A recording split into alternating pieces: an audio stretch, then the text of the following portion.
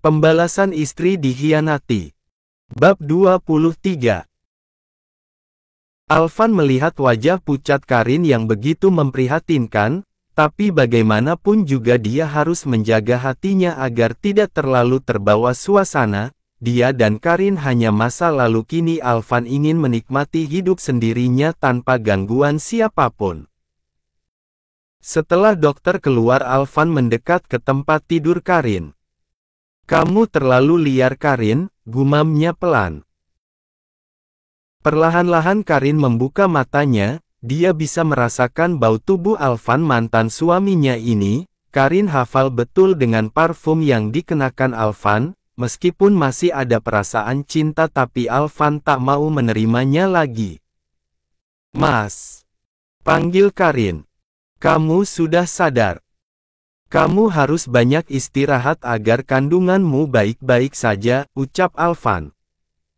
Karin mengalihkan pandangannya, dia malu menatap Alvan saat ini. "Anak siapa?" "Haris, Mas." "Haris," jawab Karin menangis. "Tapi dia sudah pergi, aku tidak tahu kemana lagi, harus minta bantuan Mas, Satria pasti malu padaku." "Satria anak yang kuat. Kamu juga harus kuat menghadapi cobaan ini, bertobatlah.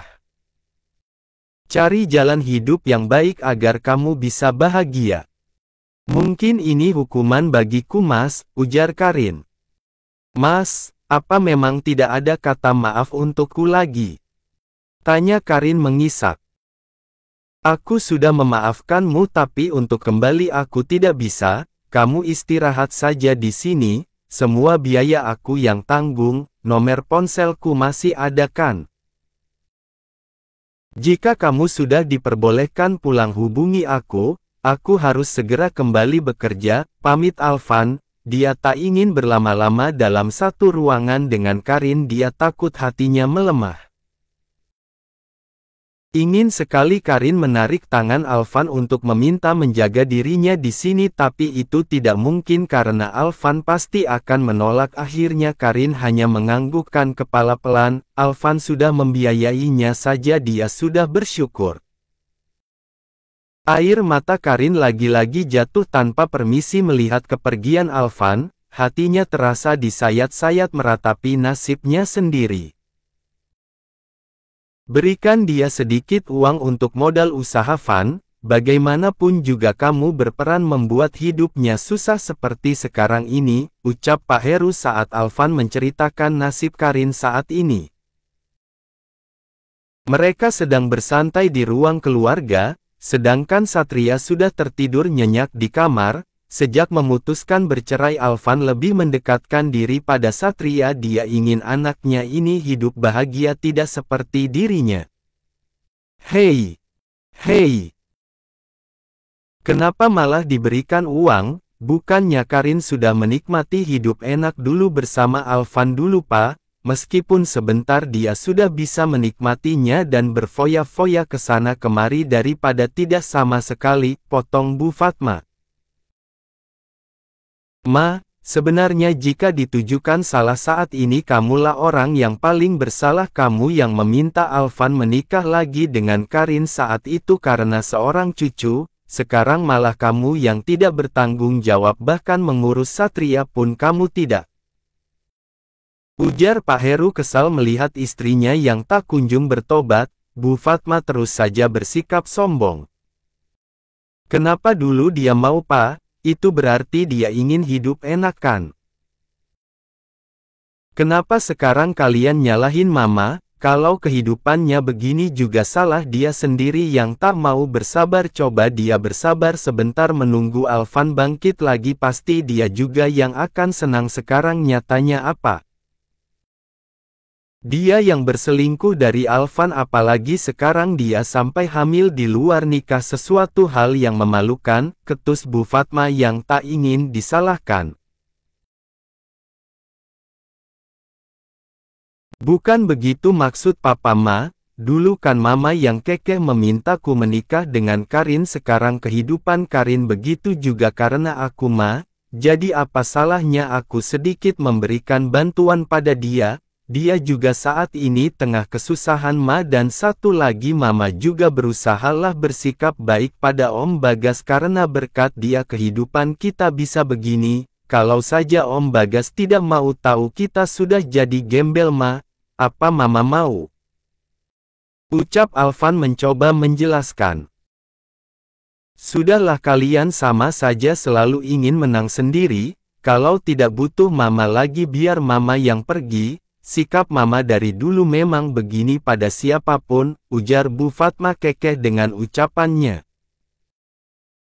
"Ma, jangan seperti anak-anak begini, kita sekarang sudah tua, malu kalau terus-terusan bertengkar hanya hal sepele. Alvan juga sudah bahagia dengan kehidupannya saat ini, jangan egois begitu Ma. Papa bilang sepele. Kalian menyakiti hati Mama berulang kali. Sepele. Aku hanya ingin Alvan bahagia Pa, menikah dengan Meli, tak memiliki keturunan. Lebih baik Karin pada saat itu, tapi Mama juga tak menyangka kalau sifat Karin seperti ini," bentak Bu Fatma. Sudahlah Ma, semuanya juga sudah selesai, jangan diungkit lagi, hanya akan menambah luka. Kita benahi yang sudah-sudah. Apa Mama tidak menyadari di keluarga kita hanya ada keributan bukan keharmonisan?" potong Alvan. Bu Fatma segera meninggalkan meja makan. Dia terlihat kesal dengan anak dan suaminya ini yang terus-menerus menyalahkan dirinya. "Pa, Mama orang yang tak pernah bisa disalahkan. Sudahlah Pa, mengalah saja tak membuat hidup kita mati," ujar Alvan sedikit terkekeh pada papanya. "Mungkin ini memang sudah garisan hidupku Pa, tidak usah diperpanjang lagi. Nanti aku yang memberikan sedikit uang untuk Karin tanpa sepengetahuan Mama agar kehidupan Karin bisa lebih baik tanpa kami harus kembali. Bagaimanapun juga Karin itu mamanya Satria, jika terjadi apa-apa padanya Satria akan piatu. Aku tak mau itu terjadi Pa," jelas Alvan dan dianggukkan oleh Pak Heru. Memang diakui Pak Heru, istrinya itu sangat keras kepala dan sombong. Hanya karena sudah sama-sama tua saja Pak Heru malu untuk bercerai. Jika masalah pekerjaan Bagas akan menjamin hidupnya hingga meninggal nanti, tapi dia malu dengan hujatan tetangga bercerai setelah tua. Mama Alvan tak pernah mau diatur, dia merasa dirinya selalu benar. Seperti janji Alvan, dia mengantarkan Karin untuk pulang ke rumahnya, bahkan Satria pun diajaknya ikut serta. "Ini ada sedikit uang untuk Murin, aku tidak bisa membantu banyak, jadi dipergunakanlah sebaik mungkin, dan kapanpun kau ingin melihat Satria aku persilahkan," ucap Alvan mengeluarkan amplop yang cukup tebal dan memberikannya pada Karin. "Mas, tidak perlu, aku masih bisa bekerja setelah ini," tolak Karin halus. "Terima saja, anggap ini hadiah dariku. Tapi, sudah. Ambil. Aku tak ada waktu banyak Rin, semoga ini bisa bermanfaat untukmu. Satria ingin main bersama Mama dan Oma. Jika iya Papa tinggalkan di sini. Besok atau lusa akan Papa jemput kembali," tawar Alvan. "Boleh?" tanya Satria. Jangan nakal dan menyusahkan Oma, kasihan Mama sedang sakit," ujar Alvan mengusap kepala Satria dan mencium anak lelakinya ini. Satria melonjak kegirangan, dia juga sudah merindukan mamanya setelah lama berpisah. "Terima kasih Mas, sekali lagi terima kasih," ucap Karin menunduk malu. "Ya sudah, aku pamit dulu," titip Satria. "Ya, Bu, saya pamit pulang," ucap Alvan pergi melenggang keluar rumah. Karin menatap sendu kepergian Alvan, lelaki yang dulu memujanya karena sudah melahirkan anak ini seolah menjaga jarak darinya. "Dulu kamu yang bilang sudah tidak sanggup lagi bersamanya dan sekarang malah kamu yang menyesal," ucap Bu Warsi yang tahu tatapan sedih Karin. "Bu, kenapa Tuhan mempermainkan manusia? Bukan mempermainkan tapi menguji tingkat kesabaran, hanya saja manusianya yang tidak sabar dan akhirnya menyesal, potong Bu Warsi.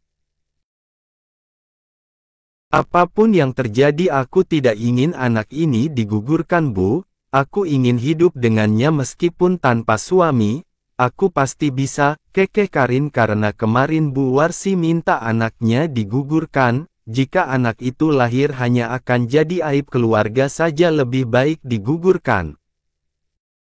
Terserah kamu ibu tidak mau mengurusnya nanti, oceh Bu Warsi kesal lalu mengajak Satria untuk pergi bermain.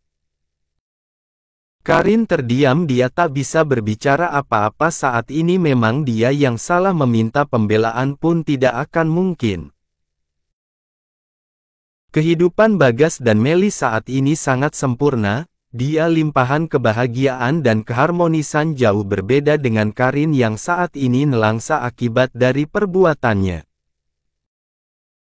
Semalaman Karin berpikir panjang apa yang harus dia gunakan dengan uang pemberian Alvan ini, usaha apa yang akan dia rintis dengan keadaan perut membuncit jika bekerja terus terang dia tidak sanggup.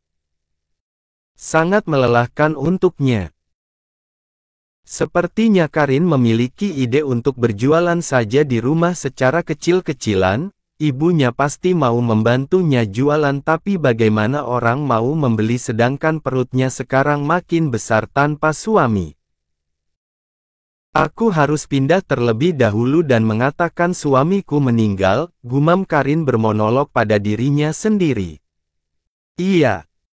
Hanya itu jalan yang bisa aku tempuh tanpa ada yang curiga.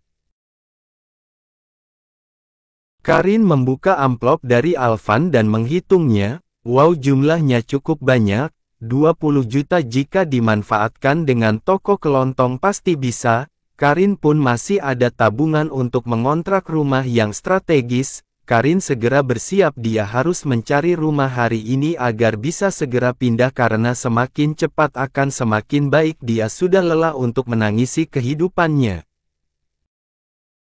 Saat ini waktunya bangkit kembali takkan ada yang kasihan padanya jika bukan dia sendiri yang berjuang, kesalahan di masa lalu membuat Tuhan marah dan memberikan dia hukuman.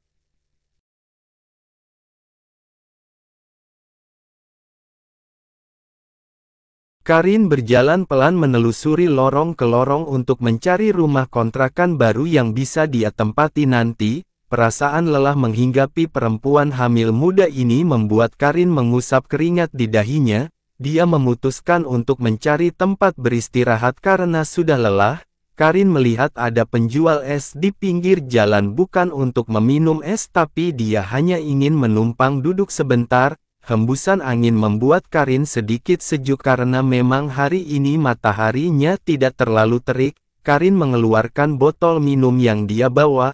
Perempuan hamil ini sesekali menghela nafas panjang karena memang cukup melelahkan berjalan kaki.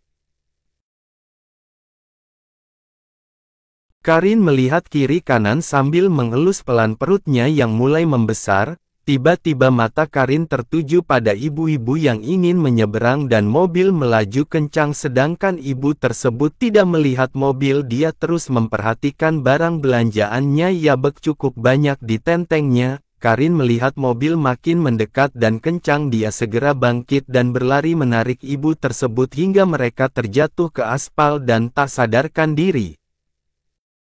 Banyak warga yang mengerumuni dan membantu mereka membawa ke rumah sakit. Van, segera ke rumah sakit Harapan Ibu, mamamu kecelakaan, pesan Pak Heru membuat Alvan meninggalkan rapatnya dan segera menyusul ke sana. Dia dalam mobil Alvan merutuki dirinya sendiri dia cemas jika terjadi sesuatu pada mamanya. Meskipun mamanya egois tapi dialah perempuan yang sudah melahirkan Alvan ke dunia tanpa dia Alvan tak akan pernah melihat dunia. Pagi tadi perempuan tua itu masih sempat meminta uang pada Alvan untuk shopping tapi kenapa tiba-tiba papanya mengirimkan pesan kalau mamanya kecelakaan. Alvan berdoa dalam hati agar tak terjadi apa-apa pada mamanya. sejahat apapun wanita tua itu dia tetap malaikat untuk Alvan. "Di mana Mama, Pak?" tanya Alvan cemas. "Mama di dalam van sedang ditangani dokter," jawab Pak Heru yang juga tak kalah panik. Meskipun selalu berdebat dengan istrinya, Pak Heru juga merasakan khawatir, perempuan ini sudah cukup lama menemaninya. "Bagaimana ini bisa terjadi, Pak? Papa juga tidak tahu, tadi Papa dihubungi pihak rumah sakit dengan ponsel Mama, tapi di dalam ada 2 orang perempuan dan yang satunya kritis, kita berdoa saja ya semoga Mama dalam keadaan baik-baik saja." 2. "Siapa satunya?" tanya Alvan lagi. "Ya, tadi Mama dan perempuan itu diserempet mobil dan mobilnya berhasil kabur. Karena panik warga segera membawa ke rumah sakit. Dari cerita warga yang membawa Mama, perempuan itu menyelamatkan Mama dari mobil yang hendak menabrak Mamamu, tapi Papa juga belum tahu cerita jelasnya karena belum bisa melihat ke dalam," jawab Pak Heru lagi. Alvan menghela nafas panjang, hatinya tidak tenang karena belum mendapatkan kabar yang pasti tentang keadaan mamanya. 1 jam berlalu sang dokter keluar dari ruang tindakan membuat Alvan dan papanya berdiri mendekat. "Keluarga pasien yang di dalam?" tanya sang dokter dan diangguki Alvan serentak dengan Pak Heru. "Mohon maaf, anak yang ada dalam kandungannya tidak bisa terselamatkan karena hentakan yang sangat kuat, jadi dengan terpaksa kami melakukan kuret. Saat ini dia masih melewati masa kritisnya, mohon bersabar dan bantu doanya." "Mama hamil?" tanya Alvan pada papanya dan dijawab gelengan oleh Pak Heru karena dia benar-benar tidak tahu, lagi pula tidak mungkin istrinya yang sudah tua hamil. "Anda yakin istri saya hamil?" tanya Pak Heru pada sang dokter. "Istri saya usianya sudah 60 tahun lebih, Dok," lanjut Pak Heru. "Maaf, maksud saya wanita muda yang bersama istri Anda, dia mengalami keguguran, janinnya harus dikeluarkan," jelas sang dokter membuat Pak Heru sedikit lega.